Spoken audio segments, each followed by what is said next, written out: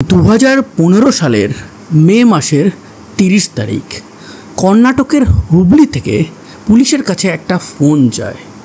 কিছু কৃষক তারা যখন মাঠে যাচ্ছে তখন তারা কিছু জিনিস দেখে প্রচণ্ড ভয় পেয়েই পুলিশকে ফোন করে। পুলিশ সেখানে আসে, এসে তারা দেখে যে রাস্তা থেকে সাধারণত কৃষকরা যায় না। কেন যায় না? বর্ষা হলে ওই রাস্তায় জল জমে যায়, রাস্তাটা খুব একটা ভালোও না এবং ওই রাস্তা থেকে কৃষকদের যেতে বেশ একটু বেশি সময় লাগে। তো এই কারণে কৃষকরা অন্য রাস্তা থেকে মাঠের দিকে যায়। কিন্তু সেই দিন কোনো এক কারণে এক কৃষক, যার নাম হচ্ছে জাকির হোসেন, সে ওই রাস্তা থেকে যাচ্ছিল। হঠাৎই সে দেখে যে দূরে কিছু কুকুর কিছু একটা জিনিস নিয়ে টানা হেঁচড়া করছে। সে সেইখানে যায় এবং যেতেই তার নাকে একটা পচা গন্ধ আসে। সে ভাবে যে হয়তো কোনো মরা জন্তু ওখানে পড়ে আছে, যেটা কুকুরে ছিঁড়ে খাচ্ছে। কিন্তু একটু কাছে যেতেই সে বুঝতে পারে যে ওটা কোনো মরা জন্তু না, ওটা একটা মরা মানুষ। এবং সেই মানুষটা একটা হচ্ছে নারী। তার যে পোশাক রয়েছে সেটা দেখে সে ক্লিয়ারলি বুঝতে পেরেই সঙ্গে সঙ্গে বাকি কৃষকদের ডেকে এই জিনিসটা দেখায়। ফেসটা কুকুরের রীতিমতো নষ্ট করে দিয়েছে, ফেসটা একদম চেনাই যাচ্ছে না। পুলিশ খানিকক্ষণের মধ্যেই চলে আসে, এসে বডিটা উদ্ধার করে এই জাকির হোসেন এবং ওখানে যত কৃষক দাঁড়িয়েছিল তাদেরকে টুকটাক জিজ্ঞাসাবাদ করে তারা চলে যায়। পুলিশ এই বডিটাকে ময়না তদন্তের জন্য পাঠিয়ে দেয়। কিন্তু পুলিশের কাছে সবথেকে বড় কোশ্চেন হচ্ছে, যেহেতু বডিটার ফেসটা কুকুরে নষ্ট করে দিয়েছে, যেহেতু দীর্ঘদিন ধরে ওই বডিটা ওইখানেই মাটির তলায় ঢুকেছিল, হয়তো রিসেন্টলি বৃষ্টি হয়েছে সেই কারণে মাটিতে ধস লেগে কিছুটা বেরিয়ে এসেছে, তারপরেই কুকুরে এই জিনিসটা নষ্ট করেছে। তাহলে এই বডিটা কার? লোকাল এরিয়ার কোনো মানুষের? পুলিশ মিসিং কমপ্লেন, সিসিটিভি, সেই সমস্ত কিছু দেখতে শুরু করে। সিসিটিভির ক্ষেত্রে তারা ব্যর্থ হয়। আশেপাশে তেমন কোনো সিসিটিভি ছিল না। আমি আগেই বলেছি জায়গাটা বেশ নির্জন। তো এইবার আশেপাশের যত থানা আছে সেইখানে মিসিং কমপ্লেন এক এক করে চেক করা শুরু করে। তারা শর্ট আউট করে যে ওই সব এরিয়াতে যত নারী মিসিং গেছে সেইগুলোর সাথে কোনোভাবে কি কোনো কিছুতে ম্যাচ করছে। এক এক করে মিসিং যাওয়া প্রত্যেকটা নারীর ফ্যামিলি মেম্বারদেরকে এখানে ডেকে আইডেন্টিফাই করতে বলা হয়। তারা বলে যে এটা তাদের বাড়ির মেয়ে নয়। এইভাবে 2 মাস কেটে যায়। 2 মাস কেটে যাওয়ার পর কর্ণাটকের এক কলেজের ভাইস চ্যান্সেলর, তার নাম ছিল কালবুর্গি, তিনি একটু পলিটিক্যালিও ইনভলভ ছিলেন এবং তাকে হত্যা করে কিছু আননোন মানুষজন। সেইটা নিয়ে কর্ণাটকে রীতিমতন রাজনৈতিক উথাল পাথাল শুরু হয়। সেই জিনিসে পুলিশ রীতিমতন প্রচণ্ডভাবে ব্যস্ত হয়ে যায়। পুলিশ ভুলেই গেছিল যে তাদের কাছে অন্য কোনো কেসগুলোও সলভ করার দায়িত্ব আছে। এই করতে করতে আরও 3 মাস কেটে যায়। এবার চলে আসে অক্টোবরের 24 তারিখ। সেই দিন গিরিধর নামক এক ব্যক্তি থানাতে আসে, এসে বলে যে আমার মেয়ে অনেক দিন ধরেই মিসিং আছে। তখন পুলিশ তাকে জিজ্ঞাসা করে যে আপনার মেয়ে কতদিন ধরে মিসিং আছে? তখন গিরিধর বলে যে আমার মেয়ের সাথে আমি লাস্ট কথা বলেছিলাম 2014 অক্টোবর মাসে। পুলিশ তখন অবাক হয়ে যায়। তারা বলে যে গিরিধরবাবু, আপনার মেয়ে আগের বছর অক্টোবরে গায়েব হয়ে গেছে আর আপনি এই বছরের অক্টোবরে এসে আমাদের কমপ্লেন করছেন। আপনার বাড়ি কোথায়? তখন সেই গিরিধরবাবু বলে যে জয়পুরা বলে একটা জায়গা আছে, সেইখানেই আমাদের বাড়ি। আমার মেয়ের নাম হচ্ছে অর্পিতা। সে এগ্রিকালচার নিয়ে বিএসসি করছিল লোকাল একটা কলেজ থেকে। তার জন্য পাত্রপাত্রীও আমরা খোঁজা শুরু করেছিলাম, তার মধ্যেই এই ঘটনাটা ঘটে যায়। তখন পুলিশ বলে যে দেখুন গিয়ে, আপনার মেয়ে যেহেতু তার বয়স 22-23 তো হয়েই গেছিল, ছেলের সাথে হয়তো পালিয়ে গেছে। তখন পুলিশ আবার একটা কাউন্টার জিনিস জিজ্ঞাসা করে বসে যে গিরিধরবাবু, এই 1 বছর পর হঠাৎ করে আপনি কমপ্লেন করতে এসেছেন, আগে কেন করেননি? তখন গিরিধরবাবু বলে যে আপনি যেটা বললেন সেটা আমরাও ভেবেছিলাম।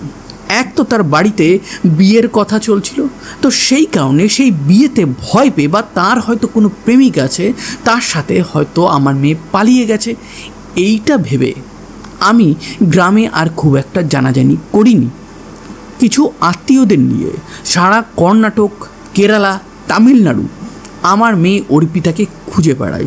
1 বছর ধরে খোঁজার পরেও যখন অর্পিতাকে খুঁজে পাই না, তখন বুঝতে পারি হয়তো তার সাথে কোনো বিপদ হলেও হতে পারে। এই কারণে এই সময় আমি পুলিশ স্টেশনে এসেছি। তখন পুলিশ বলে যে আমাদের এখানে অনেক বডি আছে, আবার অনেক বডি যেগুলো আমরা আগে পেয়েছি সেগুলো তো আর এতদিন রেখে দিতে পারি না, তো তাদের তো শেষকৃত্য করে দিয়েছি, কিন্তু তাদের গায়ের ড্রেসপত্র, গলায় হার, চেন, কানের দুল এই সমস্ত রেখে দিয়েছি। এগুলো দেখে যদি আইডেন্টিফাই করতে পারেন তাহলে ভালো কথা, না হলে মিসিংয়ের কমপ্লেন লিখিয়ে যান, আমরা তদন্ত শুরু করব। এই গিরিধর বাবুকে মর্গে নিয়ে যাওয়া হয়। মর্গে সেই সময় যতগুলো বডি ছিল সেইগুলো প্রত্যেকটা দেখে গিরিধর বাবু বলে যে এইগুলো কোনোগুলোই আমার মেন নয়।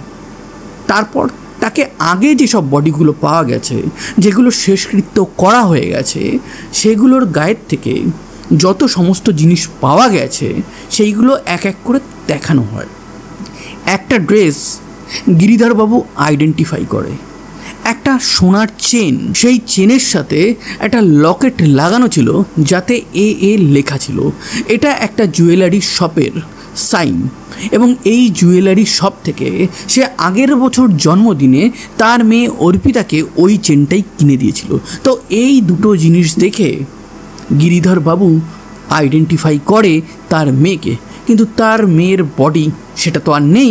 পুলিশ অনেক দিন আগেই সেটাকে হিন্দু মতে শেষকৃত্য করে দিয়েছে। শেষমেশ সেই বডিটার একটা প্রপার নাম তারা পেয়েছে।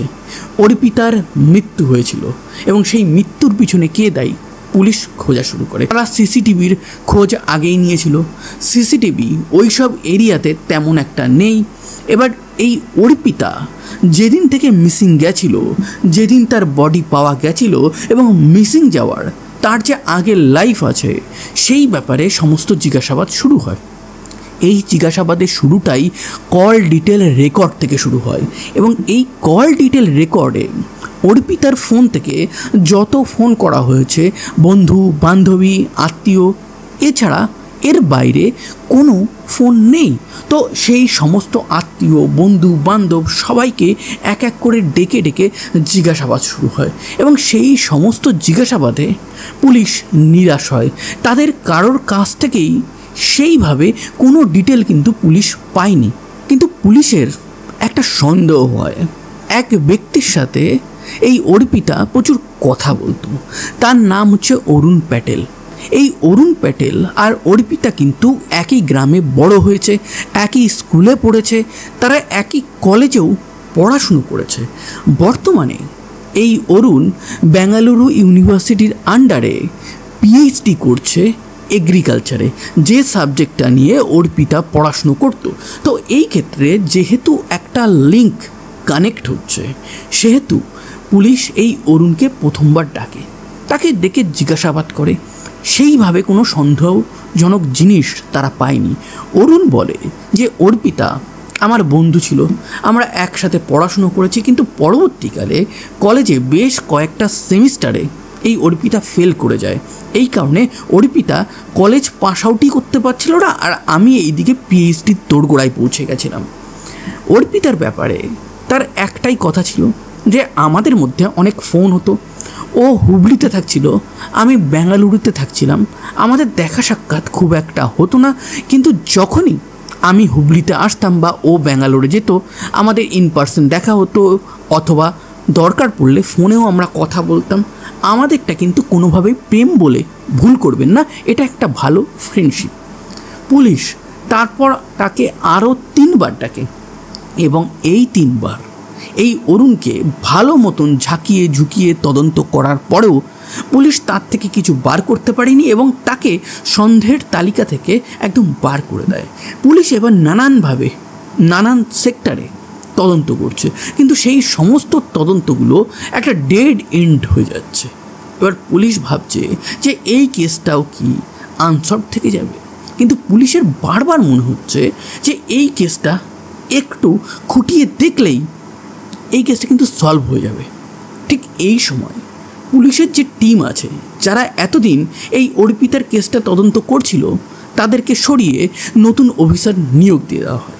নতুন অফিসাররাও তারা ওই সিসিটিভি, কল ডিটেল রেকর্ড এইসব দেখা শুরু করে, এবং এই জিনিসগুলো দেখতে তারা কোনো কিছুই খুঁজে পাচ্ছে না। কিন্তু কল ডিটেল রেকর্ডটা বারবার দেখতে দেখতে একটা জায়গায় গিয়ে তারা স্টপ হয়ে যায়, এবং যেখানটা স্টপ হয় সেটা হচ্ছে অরুণকে তো আগে পুলিশ 4 বার জিজ্ঞাসাবাদ করেছে। পুলিশের হঠাৎ আবার এই অরুণের উপর সন্দেহ গেল। এইখানে দুটো কারণ পুলিশ খুঁজে বার করে। অরুণ এই অর্পিতার সাথে কথা বলতো, কিন্তু অর্পিতা যেদিন মারা যায় আর ঠিক 2 দিন আগে পর্যন্ত এই অরুণ যখন অর্পিতাকে ফোন করতো, অর্পিতা ফোন ধরতো, অর্পিতা যখন ফোন করতো তখন এই অরুণ ফোন করতো।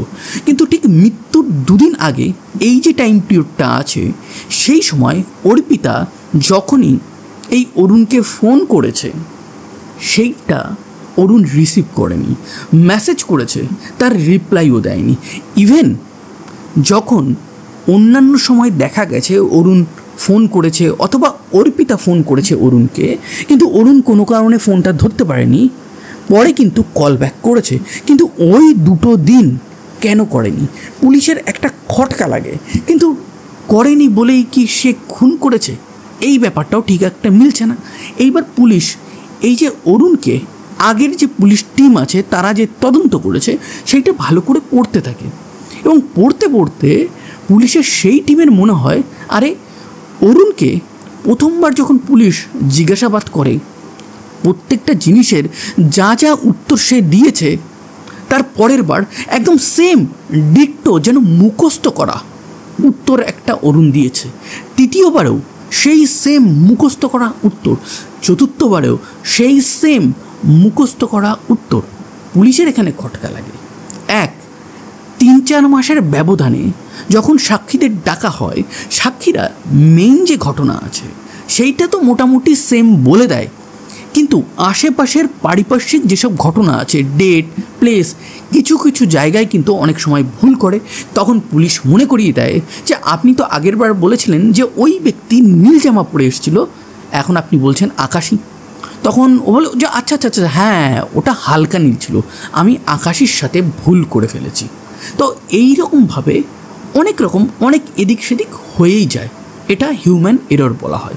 কিন্তু এই ক্ষেত্রে এই যে অরুণ, সে তো পিএইচডি স্কলার, তার বাবা একটা কলেজের অধ্যাপক, তার দাদা ইন্ডিয়ান নেভির এক হাই র্যাঙ্কের অফিসার।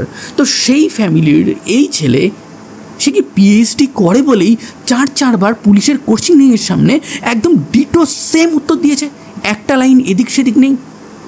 তখন পুলিশ গিয়ে সিনিয়র যেসব পুলিশ অফিসার আছে তাদের সাথে এই পুরো ব্যাপারটা ডিসকাস করে। তারা বলে এবং তারা ভাবছেও যে এই অরুণ কিছু না কিছু সিক্রেট জানে। যে অর্পিতার সাথে এত কথা হতো, সেই অর্পিতা যখন কথা বলা বন্ধ করে দিল, তখন অরুণের কি একবারও সন্দেহ হয়নি? অরুণ কি একবারও তার বাবা মা ফ্যামিলি বা একই গ্রামে তো তার বাড়ি জিজ্ঞাসা করেনি? তো এই জায়গাতে কোথাও খটকা লাগছে প্রচণ্ড। তো সেই খটকা থেকেই সিনিয়র পুলিশ অফিসাররা জুনিয়রদেরকে সাজেস্ট করে যে এ ব্যক্তি তো পিএইচডি করছে, তো এর মাথায় ভালোই বুদ্ধি আছে, একে সাধারণভাবে জেরা করে কোনোভাবেই কোনো কিছু স্বীকার করানো যাবে না। তো এই ক্ষেত্রে আমরা একটা কাজ করতে পারি, বেঙ্গালুরুর যেইখানে এই অরুণ থাকে সেইখানে ওকে না জানিয়েই আমরা রেড করব। এবং সেই মোতাবেক পুলিশ চলে যায় বেঙ্গালুরুতে, যেখানে অরুণ ভাড়া থাকছিল সেইখানে, এবং সেইখানে গিয়ে নক করে। অরুণ পুলিশকে দেখে একটুও চমকায়নি, সে ভাবছিলই যেন পুলিশ একদিন না একদিন আসবে। এবার রুমে ঢুকে পুলিশ বলে যে তোমাকে কিছু রুটিন কোশ্চেন করবো, অ্যান্সার দাও, ব্যাস এটুকুই। সেই জিনিসটা জিজ্ঞাসাবাদ করলে অরুণ সেই আগের মতনই সেম উত্তর দিতে থাকে। এইবার অরুণকে বলা হয় যে আমাদের তো তদন্ত কন্টিনিউ চলছে, তো প্রত্যেকের বাড়ি রুম আমরা সার্চ করছি, তো তোমারটাও একটু সার্চ করতে হবে।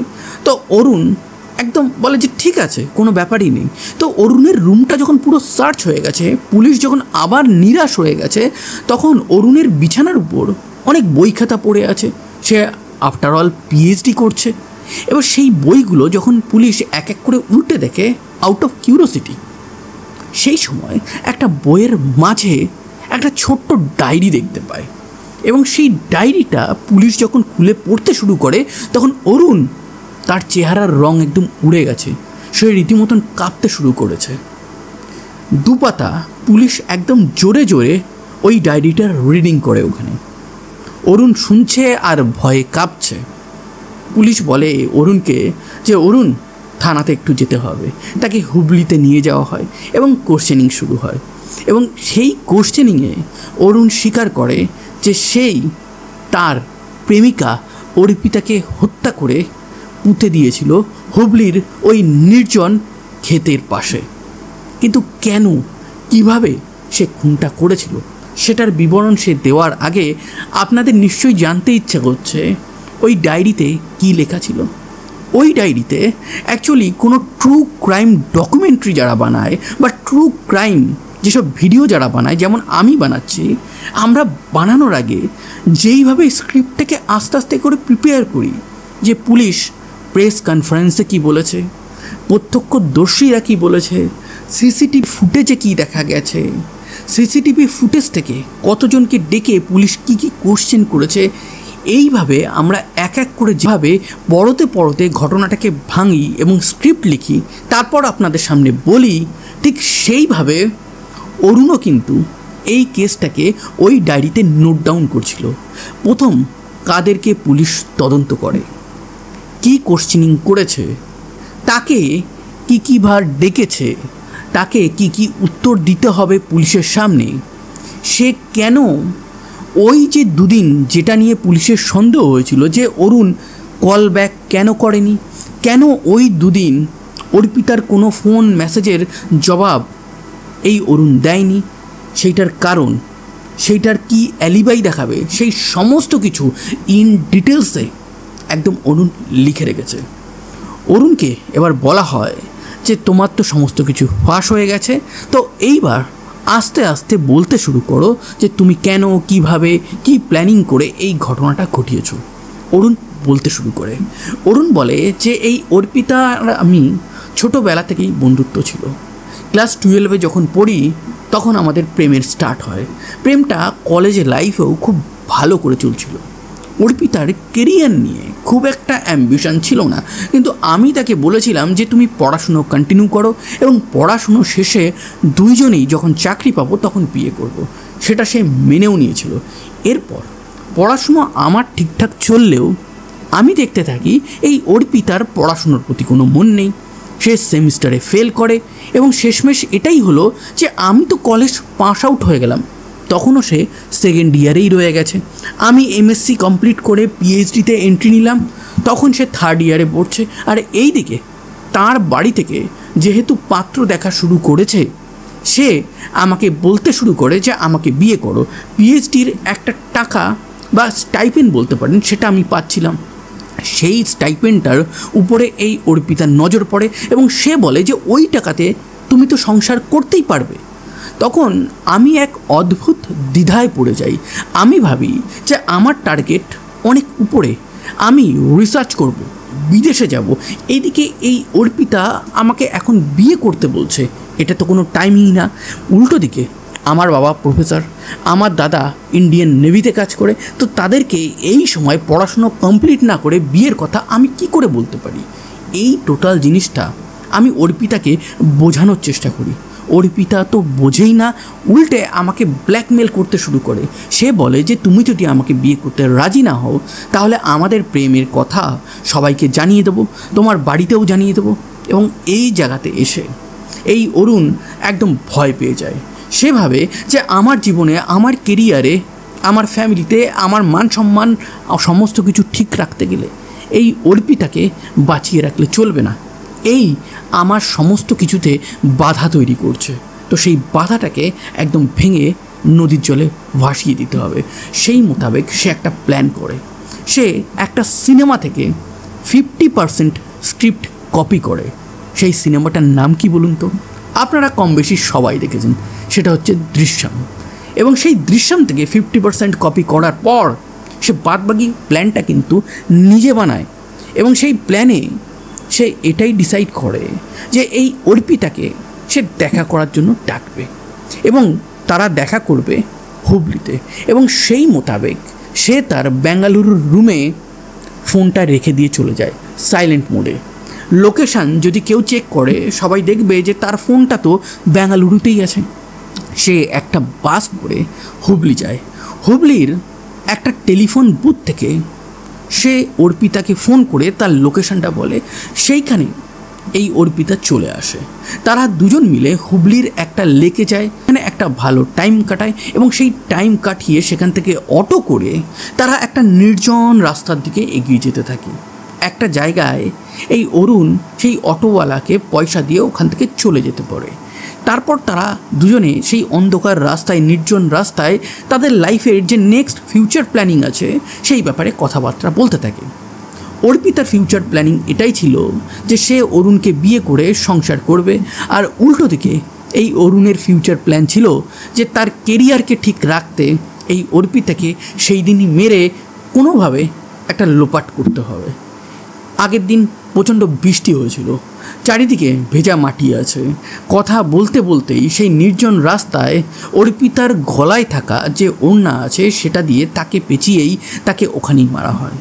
সে তারপর সেই বডিটাকে একটু ঝোপঝাড়ের মধ্যে গিয়ে হাত দিয়েই একটা গর্ত করে, সেই গর্তটা খুব একটা বড় গর্ত না, কিন্তু সেই গর্তের মধ্যে কোনোভাবে অর্পিতাকে ঢুকিয়ে তার উপর মাটি দিয়ে ঝোপঝাড়গুলো ভেঙে সেই উপরে রেখে একটা কভার আপ সে করে দিয়ে বিন্দাস চলে যায়। সেভাবে যে এই লাশটা যখন ডিসকভার হবে তখন পুলিশ তাকে তো ডাকবেই, যেহেতু সে অনেকবার এই অর্পিতার সাথে কথা বলেছে। ফোনটা অর্পিতার থেকে সে নিয়ে একটা লেকের মধ্যে ফেলে দিয়েছিল, কিন্তু কল ডিটেল রেকর্ডটা তো সে আর নদীতে ফেলতে পারবে না। তো সেই ক্ষেত্রে সমস্ত কিছু ভেবে সে ভাবে যে হ্যাঁ, পুলিশ যখন আসবে তখন আমি ঘাবড়াবো না, একদম নর্মালি কি বলতে হবে, কি কোশ্চেন করবে, সে কেসটা ফলো করছিল, পরপর করে লিখছিল এবং সে তার অ্যালিবাই বানাচ্ছিল। এবং সেই অ্যালিবাই দিয়েই পুলিশের যে ফার্স্ট টিমটা তার কাছে গেছিল, এর চোখ এড়িয়ে কিন্তু এই অরুণ বেঁচে যায়। কিন্তু সেকেন্ড যে টিমটা ছিল তারা এমনভাবে তদন্ত করে এবং যে লুপ হোলটা এই অরুণ বানিয়েছিল সেই জায়গাতেই অ্যাটাক করে এবং অরুণ সত্যিটা বলতে বাধ্য হয়। তখন পুলিশ বলে যে অরুণ, তুমি ওই যে দুদিনের ব্যাপারটা ওইটা কেন করেছিলে? তখন সে বলে যে আমি তাকে মেরে ফেলার পর সঙ্গে সঙ্গেই কল করে আমি যদি এটা দেখাতাম যে আমরা এই নর্মাল আর 5টা দিন যেমন কথা বলি সেই রকমভাবেই ফোন করেছি, সবার আগে আমাকে ডাকতো। আমি চাইনি প্রথম 5 জন যারা এই অর্পিতাকে ফোন করেছে তাদের মধ্যে একজন হতে, তাহলে আমি তো খবরগুলো পেতাম না যে লাশটা কোথায় আসছে।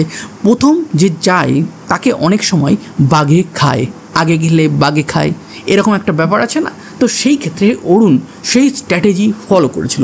যে জায়গাটাকে সে স্ট্রং পয়েন্ট ভাবছিল সেটাই সব থেকে বড় তার উইক পয়েন্ট হয়ে গেল। অর্পিতার মৃতদেহ থেকে ফিঙ্গারপ্রিন্ট এবং ডিএনএ কালেক্ট করা হয়, সেটা এই অরুণের সাথে ম্যাচ করা হয় এবং সেটা 100% ম্যাচও হয়ে যায়। তো এই ক্ষেত্রে অরুণের কি হলো? অরুণ এরপর তো জেলে চলে যায়, 2.5 বছর সে জেলে কাটায়। কেসটা তখন চলছিল, কিন্তু 2017 লাস্টের দিকে অরুণ বেইল পেয়ে যায়। 2015 থেকে 2025 চলে এলো, 10টা বছর হয়ে গেল, এখনও লোয়ার কোর্ট থেকে এই অরুণের জন্য যে জাজমেন্ট আসার কথা সেটা আসেনি। অর্পিতা এখনও জাস্টিস পাইনি। এই ছিল আজকের ভেরি ইন্টারেস্টিং একটা ট্রু ক্রাইম ঘটনা। এই রকম রিয়েল লাইফ ট্রু ক্রাইম ঘটনা ইন স্টোরি ফরম্যাটে যদি আপনারা শুনতে চান তাহলে অবশ্যই আমার চ্যানেলটাকে সাবস্ক্রাইব করবেন। আজকের ঘটনা যদি আপনাদের প্রভাবিত করে তাহলে অবশ্যই সাবধান থাকবেন, সতর্ক থাকবেন এবং ভালোবাসার মানুষগুলোকে আগলে রাখবেন। আজকে এইটুকুই থাক, কালকে আবার দেখা হবে নতুন কোনো এক ভেরি ইন্টারেস্টিং ট্রু ক্রাইম ঘটনার সাথে।